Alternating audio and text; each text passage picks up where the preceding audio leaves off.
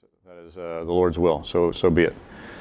Okay, just by way of quick review, you'll probably remember that our topic here is basically salvation and how it works. And we started with the question of how do we know who is right? So we wanted to scope this all the way from, there are people all over the world who say this is the way to heaven, nirvana, eternal life, whatever it is, or to being a good person. How do you know who's right? And we did a very, very quick summary of bringing it back down to say, here's why theism, and specifically Judeo-Christian theism, is the right answer.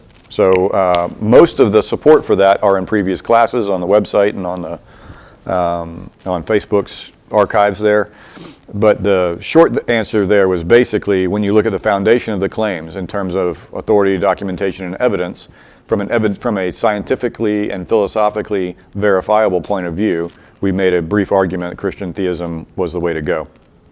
We also used as measures of our consistency logic, what hermeneutic that you're using to evaluate it, and of course, as is always important, what are the definitions of the words, because we had said that basically in any debate, and whether we meant like formal debate or ultimately academic disagreement or theological disagreement or scientific disagreement between two sides, the right way to evaluate that one is by comparing these two things in as objective a manner as you possibly can.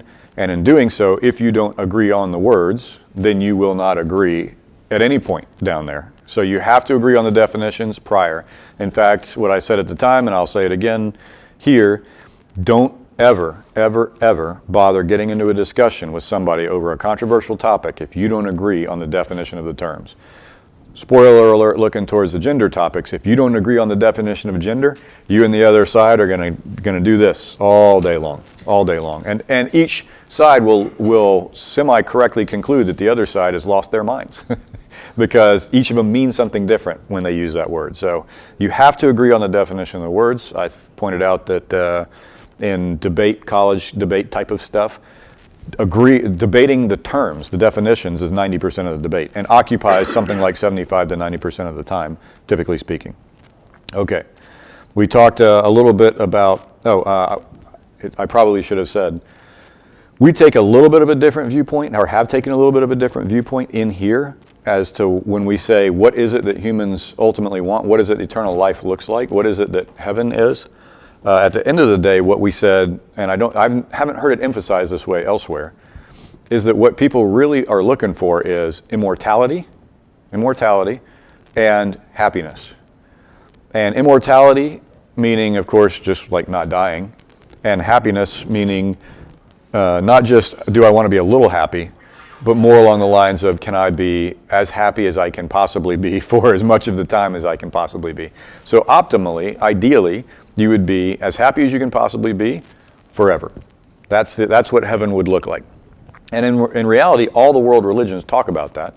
In Buddhism, it looks very different. You might say something like, well, happiness is the realization that all is one, and at the end of the day that you are actually nothing, and that one form of Buddhism, for your consciousness to disappear entirely into non-existence is as happy as you can possibly be. Because remember, what are we trapped in Buddhism? Samsara, a cycle of pain, and to be free of pain is to be happy. Now, I disagree with Buddhism solely based on love. To me, love, being free of pain takes you to here.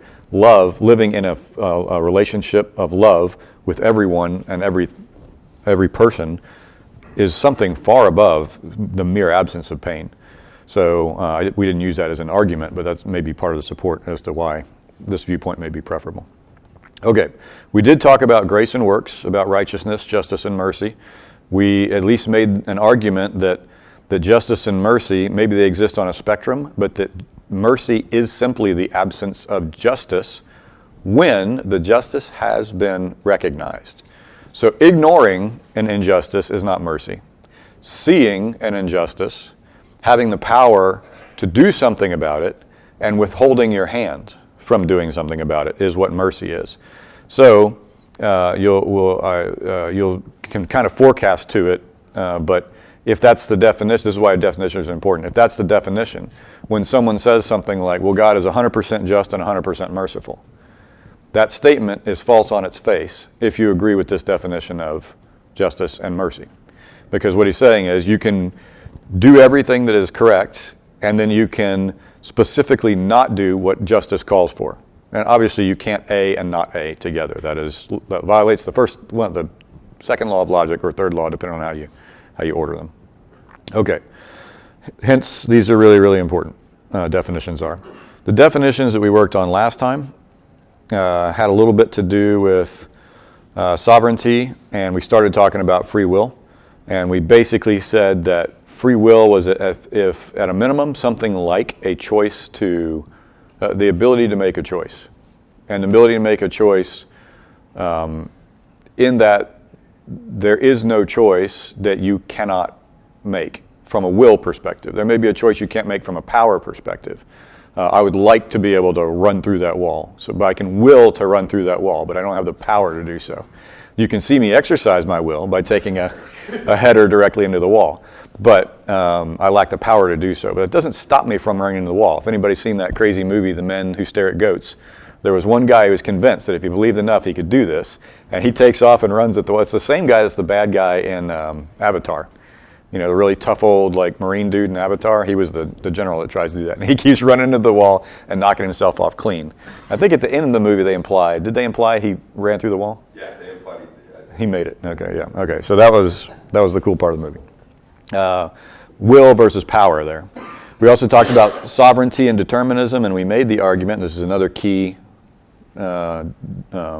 definition here, that sovereignty does not equal determinism. That's to say a king can be sovereign over his domain. That's different than everything happens like the king says that it should happen. The king says, you will not murder each other. Somebody murders somebody in his kingdom. It went against his will, but the king is still sovereign. What that means is he possesses the right, and probably, and most kings possess the power to then administer justice in his own realm. So we also said that we pointed out that there's no such thing as a judge. There's no such thing as an arbiter. There's no point to having a final say if you don't have a rule. So there has to be a law and a lawgiver in order to have a judge. Imagine there's no laws at all. There are no laws, moral or legal. Do you appoint a judge? What's the point? What's the judge going to judge? There's nothing to judge. So there has to be a law and if there's going to be a judge. These are some of the things we talked about. And I think we ended on starting to talk about omnipotence versus desire. I think we asked the question of, is it possible to have love without free will? And the reason we keyed in on love is the Bible says often that God is love or is loving as a primary trait, that kind of thing. Yes, sir.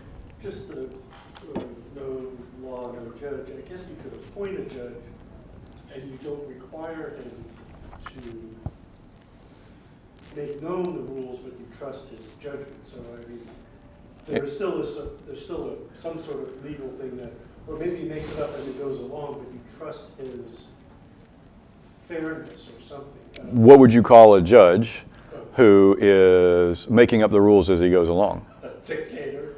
Well, yeah. Ultimately, the point is whether you call him. Liberal. Sorry. No, well, whether you call him tyrant. So, and tyrant, I don't mean. Tyrant, I mean in the old sense, not like what it's come to mean today, but a tyrant who has the sole authority anywhere. He can do anything he wants or she wants. A tyrant can make the rules as they go along, and it's really mostly, though, as an exercise of power. People underneath the tyrant may say, well, I don't agree with that, and the point is it doesn't matter. The tyrant possesses total control. So you could have a tyrant that does that, but you wouldn't call them a judge, I don't think, at that point, because what you're saying is there is no higher law to which they're subjecting themselves. They are the only will that matters in that sense. So I think when we use the term judge, what we mean is someone who levies a decision, a process that says, here's this rule, here was some action, does this action conform to this rule? If not, if so, to what degree, and if not, why not? And then if there's a delta there, what ought I do in order to bring these two together? In other ways, what ought I do to make things just? Because the implication of justice is confirmation to what is right, and what is right supposedly was captured and codified in these laws that are there. But you said it yourself, he doesn't have to make, that you could have a judge, but he may not make the laws known. It may be secret in his own head, but the point is there would still be a law. Yes, okay, very good. All right, I think that was probably enough of a brief intro. I think we had some good discussion going last time. Who has a burning desire to start wherever they left off, and I had to cut them off for lack of time. Now is the time to take the time.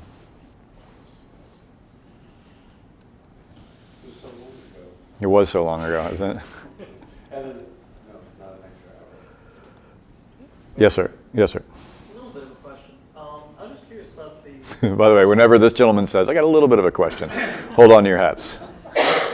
Just the Molinist position. Is it simply a reconciliation of free will and God's providence?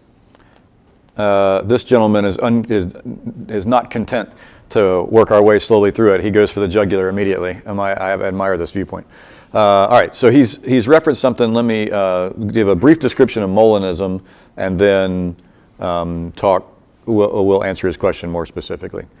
Molinism is a viewpoint. So for those that have pay attention to the fascinating and oh so interesting history of Christian theology, they'll know that at least during a period a few hundred years ago, there was, of course, the Reformation. This is the Catholic Church was the dominant power in Europe. Martin Luther, a Catholic monk, goes and disagrees with what the Pope has to say, among others, and he nails to the door on Halloween, on All Hallows Eve, 95 theses. Here are 95 things that the church is doing wrong, which is a big deal back then. Like you don't do that, as the Pope is not going to take that well. And so you get this kind of reform view, this reformed version where this was basically a split in the church. Protestants are kind of all the children of this reformed moment in history, this moment where Martin Luther attempts to make a reformation. The Catholic Church says thanks, but no thanks, and he's like, all right, we'll go do our own thing. By the way, you're kicked out anyway, so you better go do your own thing. Under Reform, there was a time when there was a French theologian named John Calvin, and Calvin articulates some of the Reformed position in a series of publications of his own, books and talks basically that he does. There's a guy named Jacobus Arminius who writes something back. In fact, the 5 points of Calvinism that you may have heard about is a response. John Calvin didn't, Arminians, that may be right, maybe not. The Arminians said these are the things that Calvinists say. And so the 5 points of Calvinism actually came out of the Arminian camp. Calvinists, for some reason, seem to think that Calvins and Arminians comprise all of Christians outside of Catholicism and Orthodox Christianity. That, of course, is not the case. There are dozens of other views from a soteriological way. How does one get saved? What is God's viewpoint? How does God work? How does free will work? These are not the only two camps, but it tends to get a false dichotomy between these two camps. Molinism is one of the other camps. Molinism is actually a viewpoint that came out of the Catholic Church. There was a Spanish monk named Alfred Molina who was writing against stuff that the Calvinists, or the Huguenots as they were known in France, you'll remember this from the Three Musketeers. They were characters in this. The siege at La Rochelle was a interreligious war between Protestants of the Calvinistic tradition and Catholics. So Molina wrote some stuff about basically free will and how this all works. All right, so that was boring, but here's what it basically comes out to mean. Molinism is the viewpoint that says it's not the way that John Calvin says it is. It doesn't have to be either God does everything. God knows everything that's going to happen, so since he knows everything that's going to happen, Calvin's rolling over in his grave as I say this, but since he knows everything is going to happen, that means he determined everything that's going to happen. As he determined everything that's going to happen, that means that he's the ultimate cause of everything that happens. So God's will is the only will that matters. So basically, when you interpret that down, what it looks like is what's called hard determinism. Hard determinism says, you may think you have free will, but in fact, you're only doing what God has set you to do in the first place. Arminians come back and say, that's not the way it is, here's the way that we think that it works. in my opinion, I don't, well, never mind my opinion.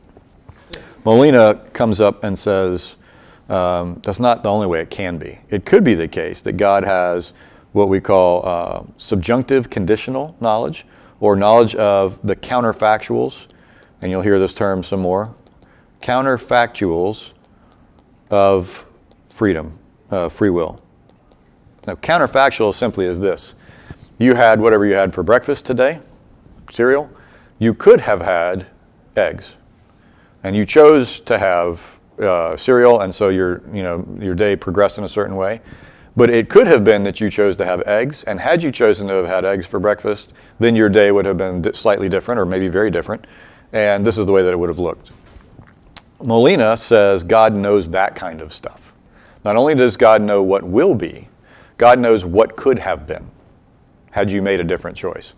Not to put too fine a point on it, but he might have known even these very specific prophecies that are out there of, the Messiah would be pierced. And that's interpreted as the centurion sticks a spear in him instead, or one of his soldiers sticks a spear in him rather than they're breaking his legs on the cross. So I'm talking of Jesus, of course. So even that, God knew what would have happened had he elected to not do it that way, in which case perhaps the prophecy would have been written differently.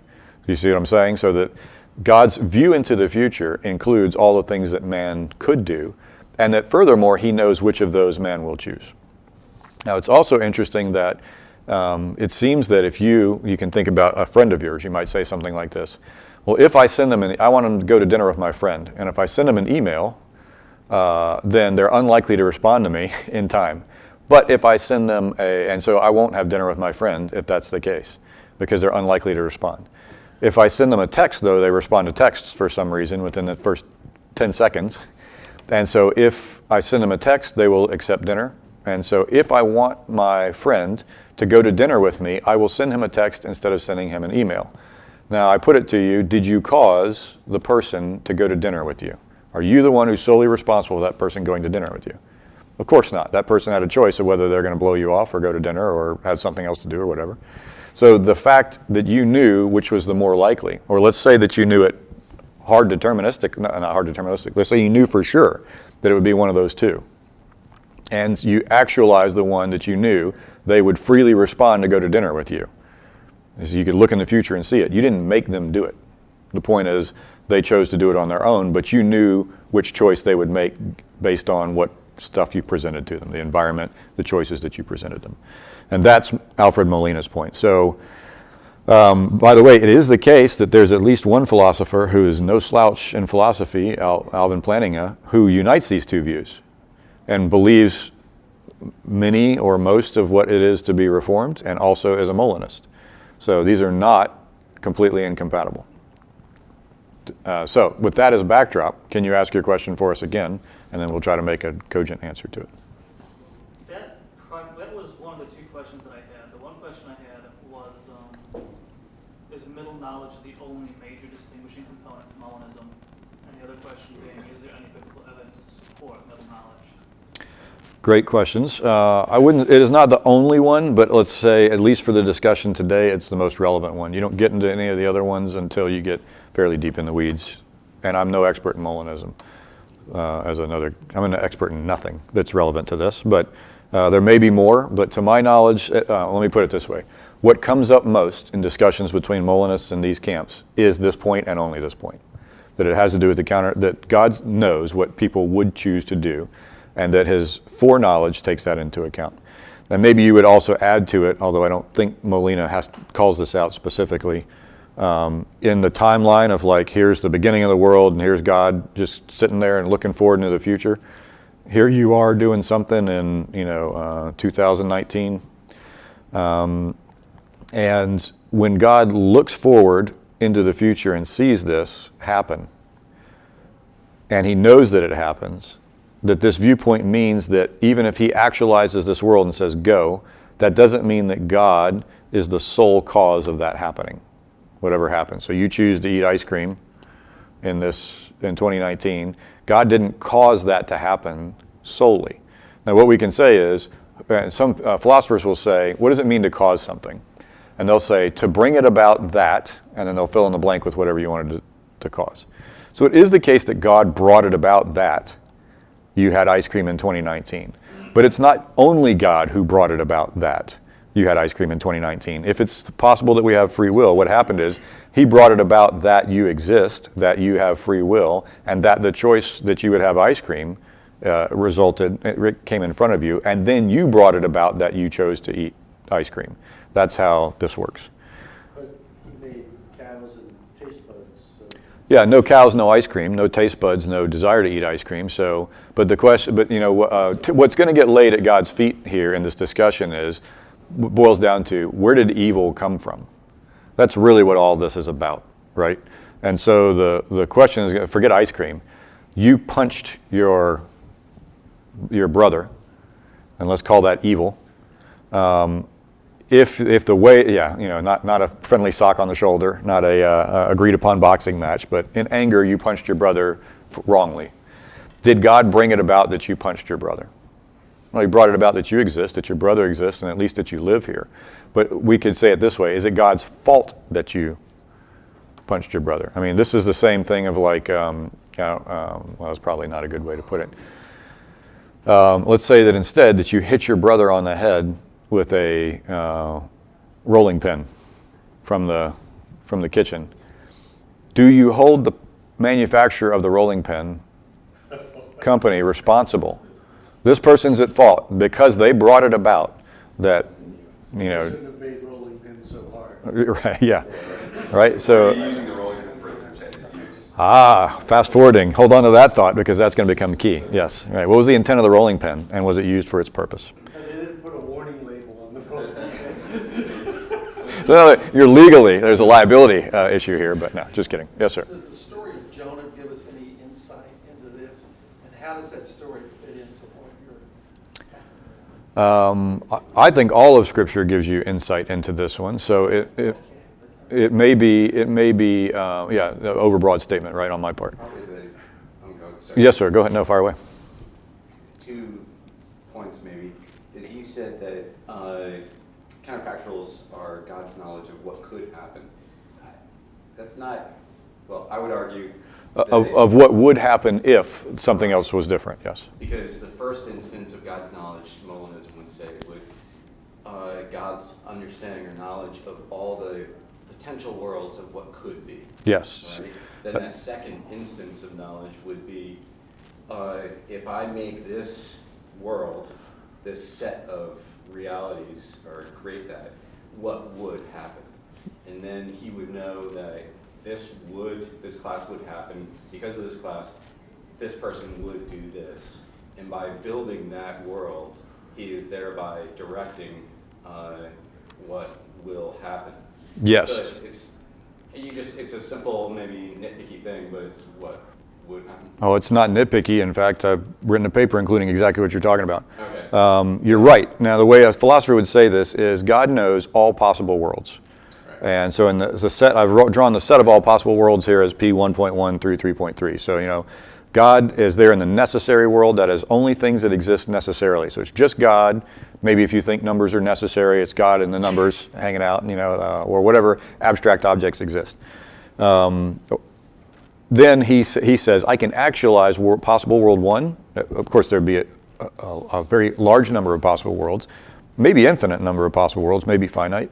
But let's say that there's one possible world, a second kind of possible world, a third kind of possible world. So if possible world 1 is actualized, then possible worlds 2 and 3 can no longer exist, at least as a consequence of that initial decision. And then from there may be world 1.1, world 1.2, 1.3. It may be that possible world 1.3 and possible world 2.1 have almost everything in common, except you chose to have eggs instead of cereal that morning or something like that. So these worlds may differ only a little bit. Obviously, if you think about this for long, you'll realize that means that there are a significantly high number of possible worlds out there. So to your second point, this is how I think God's knowledge actually works. On the left side is what we would call, imagine yourself thinking about what is it that God knows before any creation, before anything has been done. It's just God and Him alone. What does His knowledge consist of? Does he only know what is, or does he know what could be, as he points out, the possibilities that are out there? And let's say that he knows, we'll say, in order for God to be omnipotent, then he would know all possible things that could happen. He knows all possible futures. But we would also probably attribute to God, most people do, most theologians do, most philosophers would, free will. So God could choose any one of these possible worlds. He doesn't have to pick any one possible world. He could pick a number of them. So maybe there are possible worlds where, well, anyway, forget about it. So he knows any of these possible worlds, but because he's also omniscient, is it not the case, and this is my own observation, maybe not, but I haven't taken this from anybody I know of. I think that God also knows necessarily what his own choice will be. So think about that for a second. Not only does he know all the possibilities out there, he also knows which of those he's going to actualize. Now, I've reflected this in red. So God knows that he's going to pick possible world 2, and that he's going to also pick, or as a combination of, if he's got free wills in there, he and the free wills will pick it to bring it so that it comes about that possible world 2.3 exists. So this also in the let this these brackets represent the set of divine knowledge. The set of divine knowledge not only contains all things that could be, but also a knowledge of what will be. So that exists necessarily. Now, if you buy that, then I think hopefully that's a decent way of answering, in the direction of answering your first question. And then now we have, hold on, you ask your second question. We will come back because I haven't answered your second part of your question. I was going to say the most common proof text is, I want to call it Kings with David, that he saves the Philistine village. And he hears that he's being pursued by Saul. And he hears that Saul is going to come down and attack the village. And he prays to God and asks, if I stay here, will Saul come and attack the village? And God tells him yes. But if I leave, will he stay away? And God says yes. And so David leaves. So then the question is, well, how did God know what Saul would have done in the case that he stayed in the village? Now, Calvinists would have a different take on that, but that's the most common proof text to answer your question about biblical. And to answer your second part of your question. So it's at least one example in there. I would also turn around and say that the Old Testament is replete with it. One of the favorite proof texts on the other side that says God is the one who does all these things. In fact, we ought to look at it. And you'll forgive me. I never remember names. I always remember faces. I hope you'll forgive me. What is the reference for that which God has... For those whom he foreknew, he also predestined to conform to the image of his Son. Do you remember this? Anybody remember what that one is? Is that not Hebrews? Not Hebrews. Good, I don't feel quite as bad. Yeah, it would be. There we go. Okay, Romans 8:29. And I'll pick the interlinear just so nobody thinks I'm cheating by picking one particular version over another. This one will read left to right because it's in Greek. For those whom he foreknew also, he predestined to be, in brackets, that is to say, it's implied, conformed to the image of his Son, of him, the Son of him, for to be him firstborn among many brothers, or to be who is the firstborn among many brothers. Now I would point out that this verse could have read, for those whom he predestined to be conformed to the image of his Son. But it says those whom he foreknew. Well, why would you make the point that God foreknows it? So if he's going to predestine it, it doesn't make any sense to my mind to say he foreknew them. What you would say is, he predestined them. So if it's all God's action, you don't have to know anything about them. You just do it. So all of the acting comes in the decision to actualize. The foreknowledge here implies that God's foreknowledge is somehow the basis of those whom he predestined. Well, what does the foreknowledge mean? Well, just on one camp you might say, there's at least two possibilities. One is, well, it just meant he knew who he was talking about. Well, okay, maybe that seems kind of a weak reason to bring that up. Those whom he knew would respond to, at one point or another, his invitation to admit their own, failure to actualize a world that they claim that they want to do. That is what we do. When we sin, what we really do is this: not just break God's laws. At the end of the day, if you ask anybody, even, I heard, I don't mean to mention it this time, but if he's going to claim the one side and say the other, you've heard President Trump probably say, "I'm a good guy, I don't need forgiveness." Right? And they're snickering about that for a litany of reasons, but not the least of which would be, if you asked him, not in front of the cameras or whatever else, or any other human being, do you always do what it is you think you ought to do? I've never met a person who would answer that in the affirmative. Everybody thinks that they at least said, I think the rules are here, and I don't always live up even to my own expectations of the rules. Forget God, forget the law, forget authorities out there. I don't even live up to my own expectations. Not living up to what you think is right is the definition of doing wrong. If there is a definition of doing wrong that's non-objective, that would be it. That's a subjective definition. And the interesting thing is we always fail our own subjective definitions of what it is to be right and wrong. Now, obviously, you can fool yourself into believing anything that you want, but at the end of the day, everybody knows they don't even live up to their own standards. So if that's the case, then why foreknowledge is to know those that would respond in such a way that they recognize that, and they also say, okay, God is the legitimate rule maker, judge, etc., and I have not lived up to his standards, and I think that I ought to do so because it's the right thing. Now what do I do? The answer to that question, of course, is what Christianity talks about in terms of this is what you're supposed to do if you think those things. But that's the point, is those whom he foreknew are those who would say such a thing and then respond and believe in him or act like they believe that's true. So that at least to me, I know this is kind of a proof text for the Calvinistic side. I think exactly the opposite. I think that this right here is the reason that you have to at least consider the Molinist viewpoint, because it does seem to suggest that, in combination with an excellent, probably maybe the most salient example of that one. God's like, yep, this is what's going to happen if he does, this is what's going to happen if you don't. All right, yes, sir. So what are the implications of these two views towards intercessory prayer? Yes, let's go down that pathway very briefly. Not the core portion of it, but a good question. If it's the case that God determines what you do completely, there is no free will, then God is determining some people to pray for things that don't matter and will not be actualized, and he's making people pray for things that will matter. This turns out to be whatever you want to call that. I would label that theater. Okay, God's causing people to do some things that will happen and some things that won't. For what purpose? Typically, when you ask the people who are adherents of this view, they'll say, for God's glory. All right, it's left up to you to interpret how that's more glorious than some other way of doing business.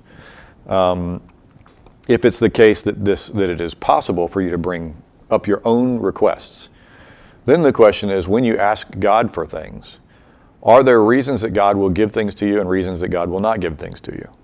Reasons that God will respond to your prayer and reasons that God will not respond to your prayer? And at the end of the day, if the purpose it depends on purpose. What is the purpose of this world? Now let's say the purpose for this world is for God to have adherents, and then he wants to fulfill everything that they ask for. But to be a little bit trite, remember the Bruce Almighty movie? Anybody saw that kind of thing?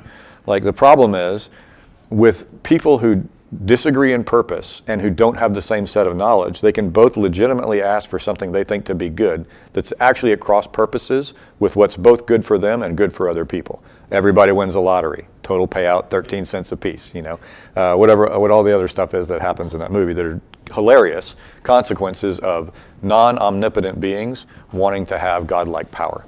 So that's at least a hint in the direction of where this stuff goes. But James will answer some of the question of, like, when you ask for stuff, you don't receive. You don't receive because, and he starts to give you a list. Now, the fact that there's a because indicates that God only answers prayer when a certain set of preconditions have been met, at a minimum. Now, why would that be the case? And we're like, silly God, why would he do that? Hang on.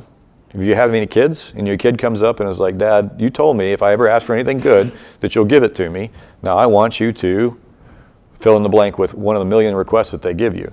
You do not turn around and say, okay, you have said that's good, therefore I will give it to you. What you say is, I do not say that is good. You have asked for it believing it's good, but you are mistaken. This is a teaching point for you. You don't want that. Here's why you don't want that.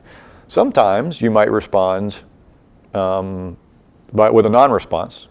Sometimes you may say, ask me later. You might actually say, ask me later, because you know when they go have this experience, they'll come back to you and be like, you know what, never mind, I don't want that anyway, right? Have we ever seen that happen? So don't gun deck God for doing stuff that we do as ourselves as parents, and call ourselves good for doing so.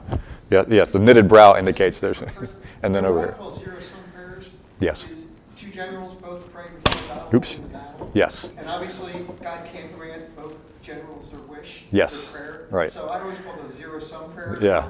The old robbing Peter to pay Paul, you can only get your prayer if the other person doesn't get their prayer, so it's impossible to fulfill. Yes. My second point I want to make is, and maybe this is my simple mind, because I'm not as philosophical as a lot of people are, but just seems we're overcomplicating something really simple here, which is God controls the ultimate outcome, but the way we reach the outcome might be in man's power. So God wants me to cross the lake.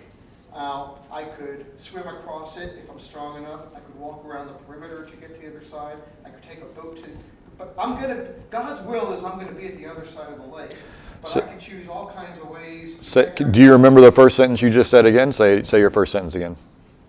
God's will is that I will be at the other side. No, the first sentence. You said God controls the outcome. God controls the ultimate, and oftentimes he uses protagonists to get that outcome. Yeah, you said God controls the outcome, The ultimate outcome. the ultimate outcome, Not maybe but how we get to that outcome. not all the means of how we get there. Yes. That, in a word, in a sentence, is Molinism and United to Reformed theology, and at least planting his view. If I was forced to say what planting a thought in a single sentence, that would have been it. Protagonists often bring it about. Yes. The outcome. Oftentimes it's the person who's against something that causes the very thing they oppose. Well, you'll remember I also said that there were, kind of twist the telescope focus moments. One of the twist the telescope focus moments from me was something we just talked about, and that he alludes to here strongly, which is we ask a question that implies a false dichotomy when we say, who brought it about that this happened, God or man? The answer is false dichotomy, both. Both God and man brought it about that I ate ice cream this morning, or cereal this morning. If you're not willing to entertain that, then you are already necking it down to a false dichotomy. Or you need to make an argument for why that can't be the case. Yes, sir? So I'm gonna throw Leroy Jenkins in here for you. So by the way, anybody that can simplify a complex topic into a simple sentence, we have a word for it. It's called genius, and it's what Feynman did. So you're no longer allowed to gun deck your philosophical acumen. Congratulations. So circling back to the third aspect, I know I asked about it, I think last week or a couple weeks ago, so I was actually having a conversation with my mother-in-law, and we were talking about like my next duty assignment. She's like, hey, you should pray for, what you want, and I'm like, why? It's gonna happen that, the ship has sailed, the golden gonculator is working now. Right. Department of Defense. Right. It's gonna spit out an answer, I'm gonna get what I want. But I think about this, and I think about the conversation we're having here. If you look at the Lord's Prayer, right? It says, "Your will be, or give us today our daily bread, or your kingdom come, your will be done. Give us today our daily bread. Forgive us our trespasses, as we forgive those who trespass against us." That's it. Yes. It doesn't say like, "Hey, I really want this great job. God, can you make that happen?" Or, "Hey, my mom's got cancer. Can you cure her?" Is it realistic to pray those things? And I ask that as a serious question because at the end of the day, right, no matter which take on this you have, if you believe in free will and you believe in how God set things up, if you're praying for something that you want God to intervene and change the course of the future on, Yes. that doesn't necessarily jive with the fact that it's already going. So you can, at most you can pray for God's will and pray that you have the intestinal fortitude to deal with what that answer is. So let me, with your permission, I'll give a unsatisfyingly brief answer to both of these, because ultimately these are great questions and deserve their own treatment. This is still, we got other stuff to cover, and this may be the last week. This is the last week that we'll have to do it. So let me cover some of this one, but prayer is worth its own time, and so we will do that later. In short, you'll remember that one of the things Jesus said that got everybody really bent out of shape was, first, remember New Testament said, Elijah was just a man, and yet he prayed that the heavens would be shut up for 7 years, and then after that it would rain, and it did in both cases. We also probably think that it was the Lord's will that such a thing be done. So there's somehow this confluent matching of what God wants done and what Elijah asked to do, and how did that come about, and does that mean it was Elijah's free choice?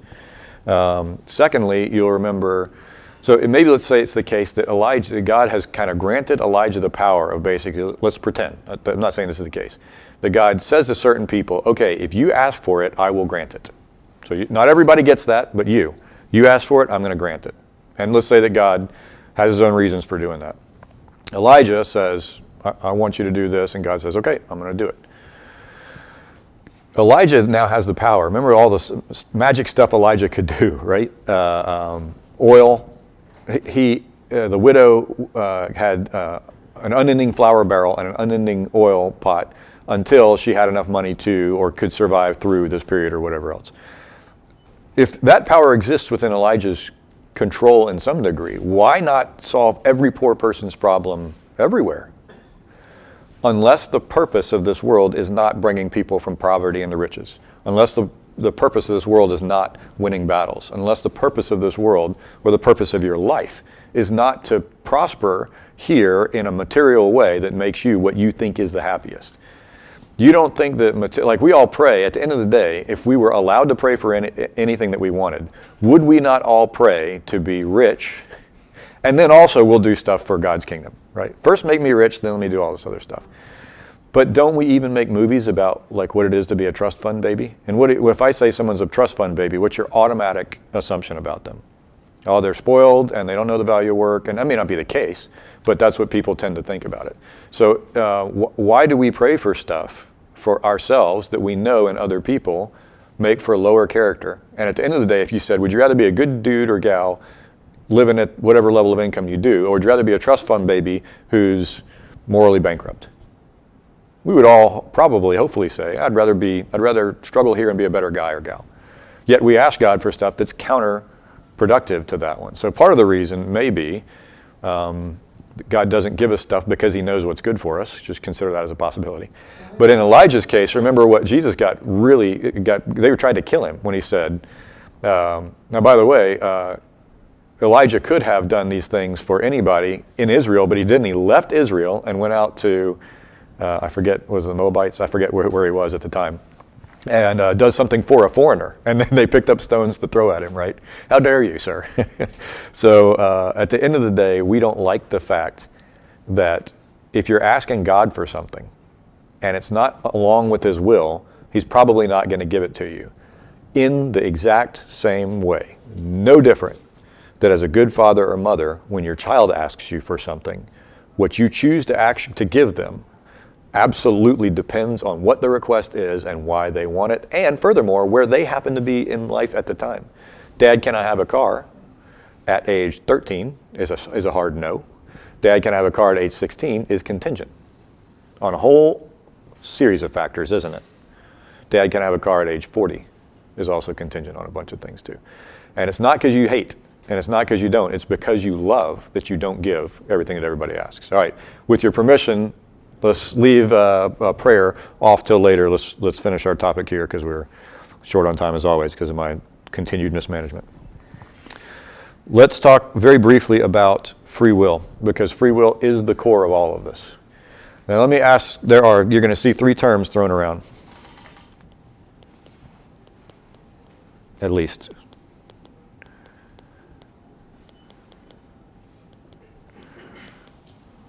Two E's in free will. Free will and will. What's the difference between these three? Libertarian free will is you have free will as long as it doesn't impact someone else's free will.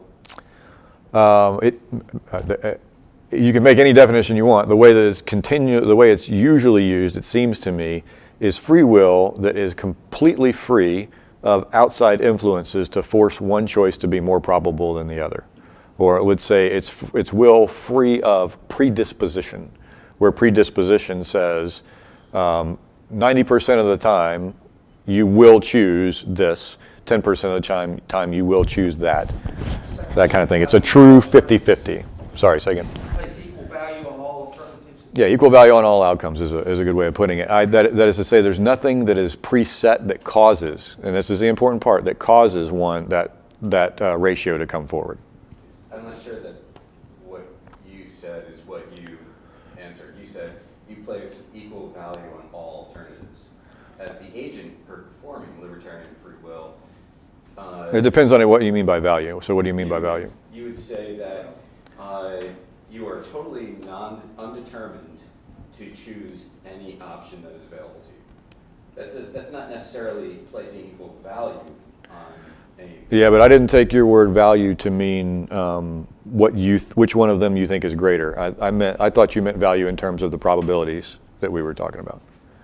I wasn't sure which. No, good calling it out. In making a decision, I have evidence, and I value each evidence, Yeah, so greater that- or lesser, that's and I different tend to than what you choose. No, I take that to It's mean. those values that I value higher.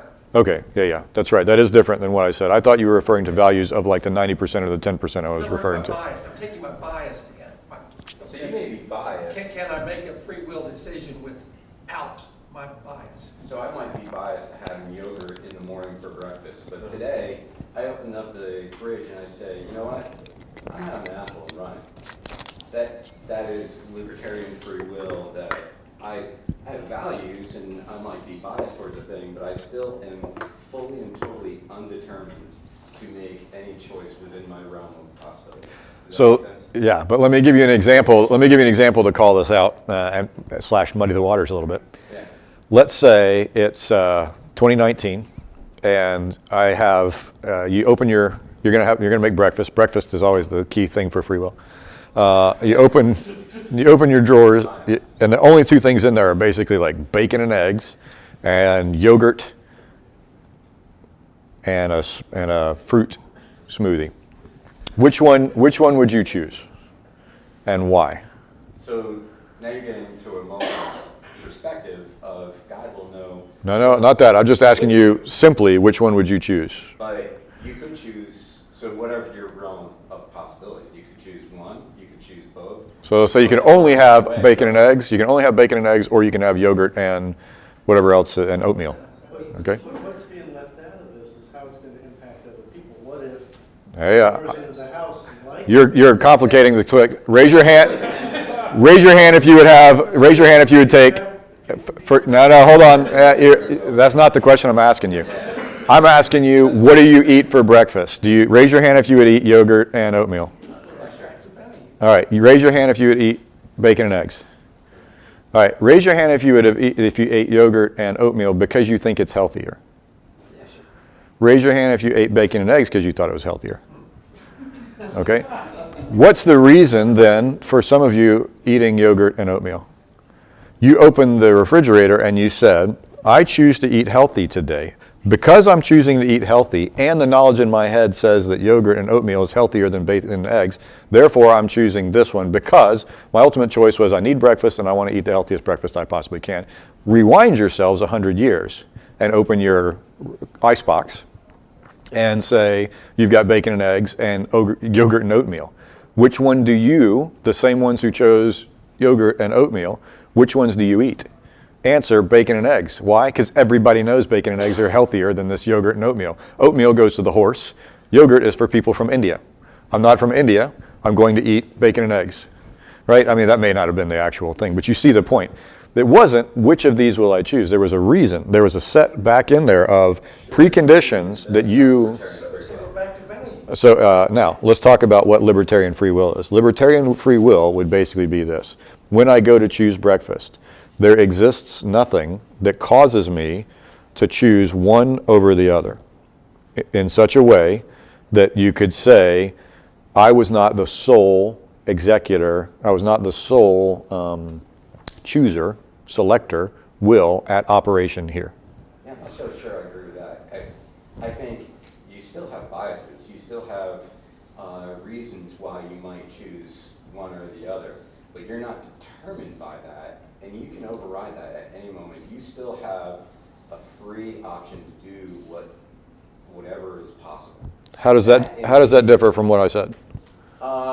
You implied that you are somewhat driven in the direction. Now, Molinism would say that you do have libertarian free will, and that although you are totally undetermined in what choice you will make, God still knows what you will do in those situations. Yeah, but we're talking about what the definition of libertarian free will is here. Forget Molinism. What's the difference? I still think it's, you implied that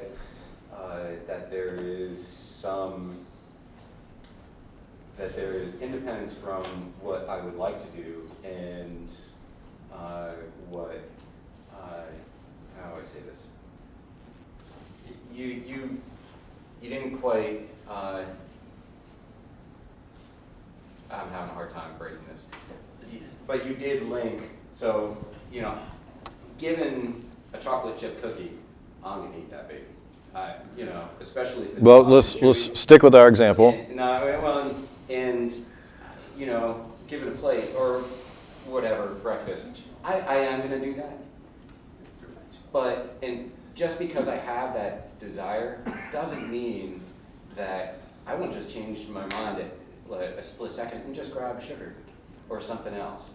And you implied that libertarian free will includes sort of those desires or those driving factors. No, I did not at all mean to make that implication. What I meant to say was, the whole point of using the example that I did was to say, let's say that you have an innate drive that you like bacon and eggs more than you like oatmeal and yogurt.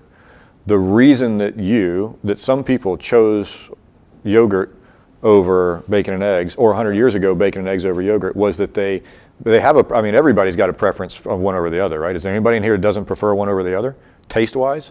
Sure. The reason for selection was not the preconditions that sit in there of what your desire is. In fact, you were equal valence for both ones, and you made your selection solely based on a metacognitive state. The metacognitive state says, I exist as a human being, that it has physical needs. I will instantiate some of those physical needs to me by making a selection that is counter to what my natural animal form wants, and instead I will take my mind and say, I want my animal form to be healthier than I do want it to be less healthy, and therefore, even though I desire to eat this, I will instead choose that. It is a metacognitive state that is, if not independent of, actually acts counter to the natural desire that you have as an animal to consume certain foods. That's what I meant to imply. I probably didn't say it well, so. I'm just trying to wrap my head around this libertarian free will concept. I've been to Blue Ridge Grill 10 times. Every time I've been there, I've gotten the ribs. I just like the ribs. So my question is, if I go to Blue Ridge Grill, Yes. and I'm subscribing to the libertarian free will, they got 50 items on the menu. Yes. Does the libertarian free will say that I have a 1/50th chance of getting the ribs again? Or does it take into account the fact that I love the ribs and I'm going to have a 95% chance of getting the ribs again? The libertarian free will says that you can never put a probability on it, because a probability is a descriptor of something that happens in a deterministic process, of which we do not have knowledge of the hidden variables in that thing. That is to say, this gets into probability, which is very, very important. We won't spend enough time on it. But yeah, and we don't have all the evidence. So if there were 4 cards that we laid out, and let's say that you knew they were from a fair deck, or let's say that the 4 cards you know for a fact are the aces of each of the 4 suits. Okay, and then you're going to pick one of them. What's the probability that the one that you select is the ace of spades? That you freely choose, right? You can freely choose any of them. You don't have any reason to prefer one over another. What's the probability that this is the ace? We say that's 25%, right? Now, let's do the exact same thing. And there's hearts, there's spades, there's diamonds, and there's, what's the other one? Clovers, thank you. Oh, man, I got to draw one of those. All right. Close enough, right? Oh, rats. Okay, yeah. Clover on the side. What's the probability that the card you chose was the ace of spades? So we don't even, yeah, you might say 100% or you might say that's not a probability. You don't assign a probability to it. So the truth of the matter is those were the exact same choices. Exact same choices. The difference was epistemology. Epistemic status of do I know what's there or do I not know what's there. That's the only difference. So you only use probabilities if you're saying I don't know what the case will be. The person who believes in libertarian free will is a thing, or this defining libertarian free will says you don't use probabilities when talking about libertarian free will. It means that the chances that you might as well say if there are 12 things on the menu, you yourself don't have to worry about the probabilities. Now let's say that he and I are betting on what you're going to choose. That's different because what we're saying is we don't know what your mental state is or what you're likely to or what you're going to choose. So we might bet that, yeah, he's going to, I'll bet you 10-1 he's going to choose the ribs again and he takes my bet or he doesn't, that kind of thing. That's what probability has to do. It has to do with us knowing about you. But at no point are you going to sit in there and be like, well, there's a 90% chance that I'm going to do, so I might as well go with my own probabilistic determination, right? You're still making a choice there. You're making a choice that is equivalent. You could choose any one that's on the menu. So that probability doesn't count when it comes to libertarian free will. So hats off to you for tackling the art challenge of drawing face cards. I wouldn't know. It's failed. This Big is probably fail. a massive oversimplification, so forgive me, but the way I'm seeing libertarian free will is basically like anything's on the table to include the crazy islands, like hard stop, like Yes. anything. Yep. And if that is the case, how does that differ from free will? My question to you, don't go asking me. What's the difference Is between there- libertarian free will and free will? Is there a difference? Okay. What's the difference? I missed who said yes. Well, does libertarian free will assume you know all the alternatives? The possession, no. Eggs No. versus yogurt, there could be oatmeal. If libertarian free will required knowledge of all the alternatives, only an omniscient being could have libertarian free will. So we're looking at it entirely from the decision maker's point of view, not from the ultimate point of view. That's a good way of putting it. Yeah, I would say so. The difference is libertarian free will is total independence from any determinism, meaning that although I might like yogurt, but on a whim, I'm just going to go there. I still, Then you're even irrational. if I go with yogurt, You're irrational. I still have the ability to choose something else. Where free will is going to take into account, on prima facie, it would be the same thing. But free will is something that is used by a Reformed Calvinist view more commonly, and they will take into account the fact that you are driven towards you are not independent from your desires or the desires that God puts in you. So it's you your still have that predisposed. will, Yeah. but you are still driven in that way. So it's a matter of definition. You could say that it's the same thing, but commonly used in a theological perspective. That's what a Calvinist would say. Am I fair? Yes. So let me, because in shortness of time, let me try to this is a terrific discussion. I wish we could do this for hours. Let me ask you this.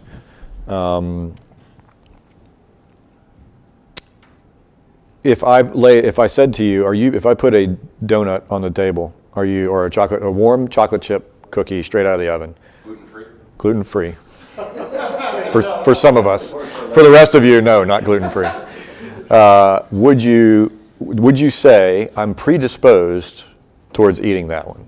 That that basically the probability is that I'm going to eat more. I'm more likely to eat it than I'm not, etc. Because I know how good that is. Now let's say instead, and I'm forgetting, of course I've blown this because I've forgotten the name of it, but I'll just make up a name. Let's pretend that plantainus is something I put on the table for you. Are you predisposed to eat that? Exactly. Let's say that you don't even know what it is. Okay, so the point is there's something else out there that you might like equally, but the fact that it's not in front of you does not mean that you don't know that that's an option, that you don't know that that's something that would drive you there, doesn't mean that you're not free to choose the chocolate chip cookie or not choose a chocolate chip cookie. It doesn't affect whether you're going to eat it or not. Ultimately, what is it that did determine whether you chose to eat the chocolate chip cookie or not? Someone tell me. Well, they might be like 100 before that. Okay, one of them, whether it's diminishing marginal returns, do I want them anymore? That's right. So context is very important here. What else is important about context? You put it there. Okay, it was there in the first place. Yes, sir. Awareness. I thought, did you say something? No. You said hunger. Hunger, yeah, absolutely. Again, more context of what's important. What else? I said your past experience. Past experience. All right, so now notice that hunger right there is going to drive some of the decision. Now, if I put a chocolate chip cookie or a tuna sandwich on the table, hunger is no longer the only differentiator. What else is a differentiator? Now, which one did you choose and why? How much mayonnaise? Yeah. A minimal amount. Was it post-workout? Can you add more? Yes, within 90 minutes of the workout, tuna sandwich. Okay, so do you see what this is here, right? So I just worked out, and I'm within my workout window or whatever the current science or the science from 10 years ago or whatever science you're going on says that that's the case. I picked the tuna sandwich not because I was hungry, but because I was hungry and I had this other option that I consider to be better for me than that one. This is will. This is free will. This is libertarian free will. I would argue that when you define them as we have defined them, there is no difference between the three of these. That will and libertarian free will are the same thing. In fact, you will only see this broken out when there is a reason for someone to say, here's why I want to deny that free will is in fact free, or rather that will is in fact free. Now let me give you one group of guys that have a good argument, a reason to bring this up, a good reason to bring this up. It might not logically be possible for God to know what a creature will freely do. All right, so that is a good reason to ask the question if you think that it might not be logically possible. Now we know, let me give you an example. My counter to this would be something like the stuff I always used. You know, I pick a guy like him and I'm going to throw the phone at his wife. I can say that I made him step in the way and then provide me a kinetic response and thanks for my trying to hurt his wife. But I didn't actually make him do that. It was simply my knowledge of his character and his training and his response time and all this other stuff that allowed me to get him that kind of behavior out of him. But I didn't make him do it. He still freely chose to do what he did. Is it possible, if without God having made anybody, is it possible for God to look forward in time and say, I have this counterfactual knowledge. I know what John will do in this particular case. Is that possible? There are people who think it's impossible. They are called open theists. And they're open theists. Open theist says God doesn't know exactly how the world is going to go. Well, did God know Adam was going to take a fruit? So at the end of the day, the open theist says that he doesn't know for sure what people will choose. And the reason that they believe that is not because they think God lacks power. This is important. They often get carried. I'm not an open theist, but they get mischaracterized all the time. No, those guys don't think that God is omnipotent. No, they just don't think God can make a married bachelor. It's logical, and we don't think that either, right? Nobody in here thinks God can make a married bachelor. It's a logical impossibility. They say free will is logically impossible to know ahead of time. So that's one group of guys that you can't just dismiss out of hand as saying. Right. So now, since I'm out of time entirely, and here we are, here's what I would point out to you. I'm not going to answer the question for you. I think you guys know my viewpoint on this one. But what I will say is this. If you define justice like we defined it, where justice and mercy are zero-sum, and that you can't be all just and all merciful. You can be 50-50, you can be 70-30, you can be whatever you want. But if that's how you define it, and you define sovereignty as not equal to determinism, that a king can be sovereign over his territory without it being the case that he makes everything happen in the territory, that the queen can be the queen of England, sovereign over England, without everything in England going the way that she says that it ought to go, but that in both cases they possess the right to punish and reward. If that's what you agree sovereignty means, if you agree that you have to obey the laws of logic, you have to say A or not A, and if you agree that love requires free will for its own existence, that you cannot have love without also having the free ability to choose. And we might even say a non-predisposed version of this one is a shotgun wedding truly love? Hey, you're going to marry my daughter. No, sir, I'm not. Well, I'm going to shoot you in the face if you don't. Okay. So now the choice is between marriage and life or death, right? Yeah. Is that fair? You didn't know what a shotgun wedding was? Okay, that's a shotgun wedding. It was a wedding done where one of the parties is subjected to death as an alternative. Usually because you got my daughter. Usually because the girl's pregnant, right? Back in the day, up in the hills. So if that's what you agree, if you agree with those things, and you also think that will is not will unless it's free, and it's not free unless it is not determined by. So was your choice of cookie determined by your hunger? No. People choose not to eat all the time. They starve themselves to death. Was your choice of cookie determined by the fact that a cookie was in front of you? No, you could have opted for or against. Was a choice of cookie or tuna sandwich determined by the fact that two are in front of you? No, false dichotomy. You could choose the cookie or the tuna or something else, or gone down the road to the shop. There were other options. Now, it is the case that you only make choices between known options, but the fact that you make a choice at all and which choice you make is not determined by predisposition. Now, your predisposition of healthy, if I know you always, that you have set in your heart, I will only ever eat healthy, and then I put a tuna sandwich or a cookie in front of you, have I made you eat a tuna sandwich? No. What you did was said, my choice wasn't tuna over cookie. My choice was healthy over not healthy. That was the choice that you made. Okay, so almost done, and then hit me up. If you agree that this is the way that it works, only one viewpoint of all of these we've discovered is logically consistent. Yes, sir. What about rational? Is your theory there about libertarian, assume you will always make a rational decision, or can you make irrational decisions? What do you mean by rational in this case? Well, So I have a very rigorous philosophical definition of what rational means. You tell me what you think it means. in my best interest, I'm guessing here, I'm plugging here. I guess irrational would be psychotic, I don't know. In other words, I just pick Without logic. yogurt for no reason at all, no value, no nothing. I just pick it, and that's kind of what he's saying. I just pick it something. I'll answer it by saying this I don't way. think there is irrational decision unless you're. By that definition, people make irrational decisions all the time. Yeah, that's not what philosophers mean by rational. Rational means I had a reason for it. So, it is something that is done for a reason. Let's say So it that then way. if philosophers say I had a reason for it, does this libertarianism account for no reason at all? And is it possible to have no reason at all Is it possible to do something with no reason at all? and have a sound mental state? At a minimum, you would. Well, in that case, you chose to do it for the reason of the heads came up or tails came up. The best answer I can think to that on short notice is, whenever you make a choice, you at least had the reason of I wish to make the choice. So you always have. So you always have a reason, So you're always rational. right? Yeah, I actually think that's the case. People are always rational. I don't think any decision gets made that is not a rational decision. The disagreement comes over what the predicates were to it, what the. Unless you're in an So unsound mental I'll give you an example of an irrational decision, apparently an irrational decision. I'm a health nut. I just want to be healthy all the time.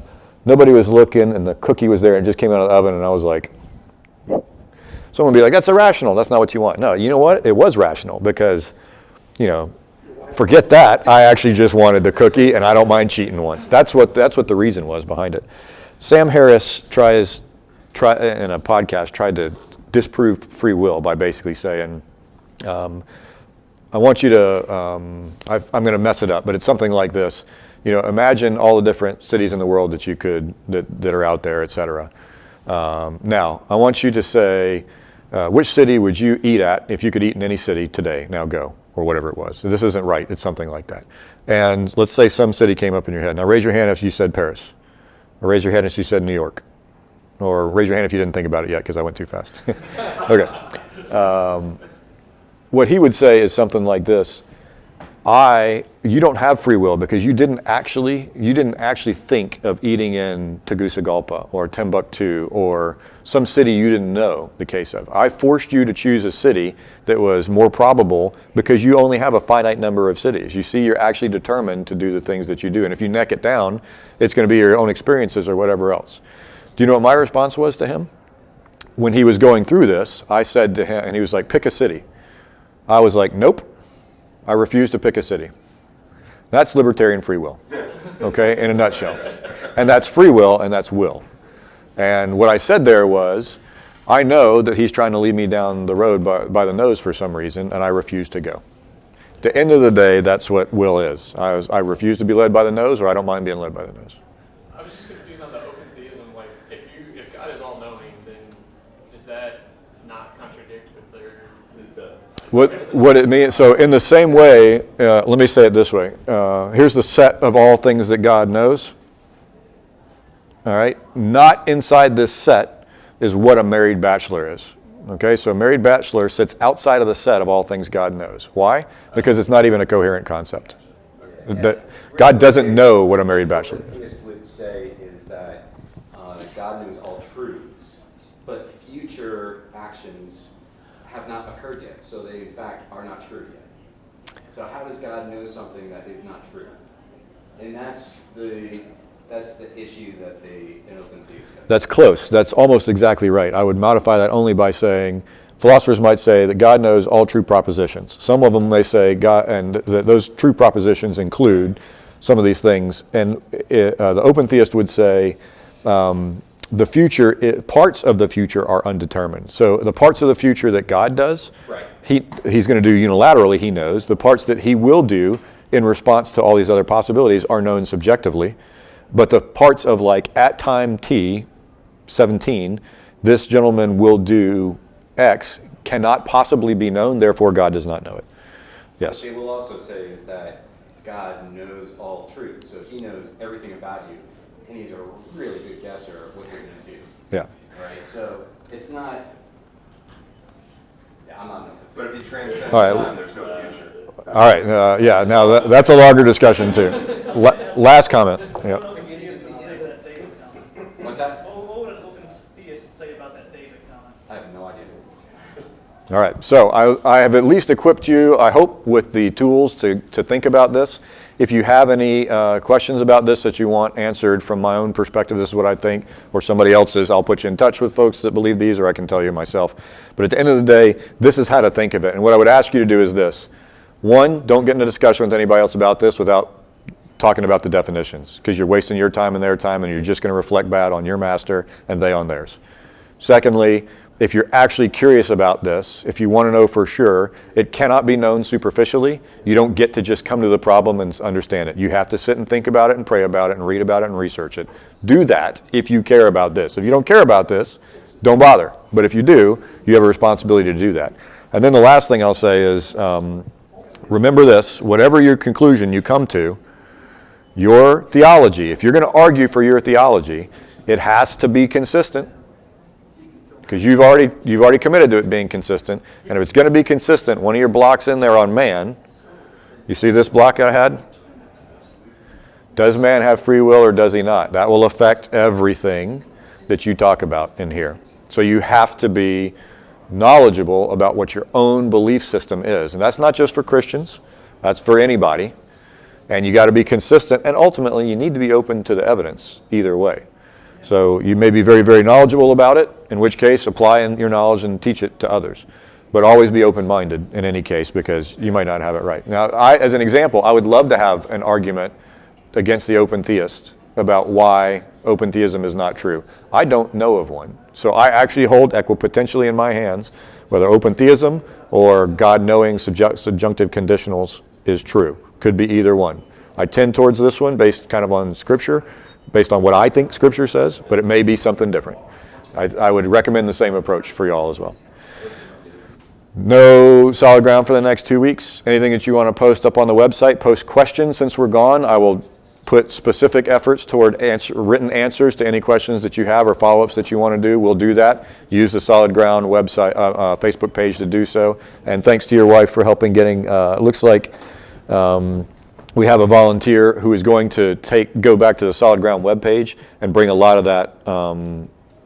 We haven't been keeping the videos updated. She's going to update a lot of the videos from the stuff that's out there on Facebook that we've been streaming as well. So hopefully we'll still have that one site that you can go to. We haven't been using that for back and forth bloggy kind of stuff.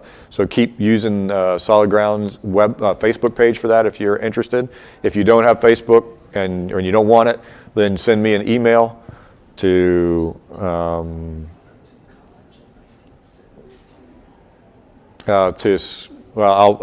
rats, how am I going to do this? Come see me afterwards if you want the email. I've got to look it up. All right, other than that, have a great week, and thanks for coming and for your great spirited interaction. Well done. Y'all have a good one. Yes, sir. She got roped into one of the neighbors' birthday parties.